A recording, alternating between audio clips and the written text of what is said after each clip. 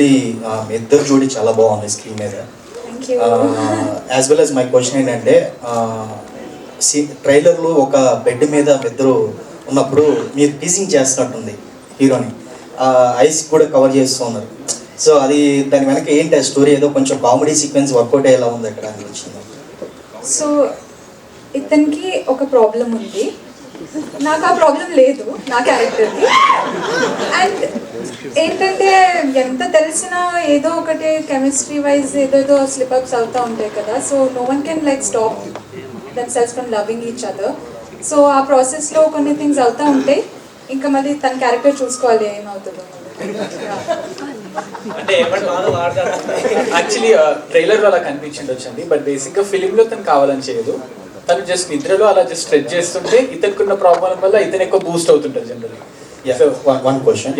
ఇందాక వేణుడుగుల గారు ఒక మాట అన్నారు, ఈ సినిమా విక్కీ డోనర్ లాగా హిట్ అవుతుంది అని. అంటే ఆయన సినిమా చూసి ఆ మాట లేదంటే నేను యాక్చువల్లీ నిన్నే కలిసాను వేణు గారిని.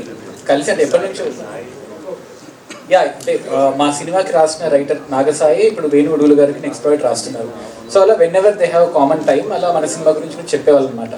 సో ఎందుకంటే ఒక రైటర్ని హైర్ చేసుకున్నప్పుడు మీరు ముందేం రాశారు, ఎలాంటి సెన్సిబిలిటీస్తో రాశారంటే అక్కడ ఉంటుందండి. As a part of it మన సాయి కొంచెం చెప్పారు, but he didn't watch anything. అంటే విక్కీ డోనర్ లాగా ఉంటుందని చెప్పారా లేదంటే? మేబీ సాయి చెప్పుంటాడు ఒక డిస్క్రిప్షన్ కోసం, బట్ నేనేం చెప్పలేదు అని సరే మూవీ చూడలేదు. బట్ అంటే I think that is what we are targeting first. ఎందుకంటే అది కూడా ఒక wacky comedy film, but again clean and sensible.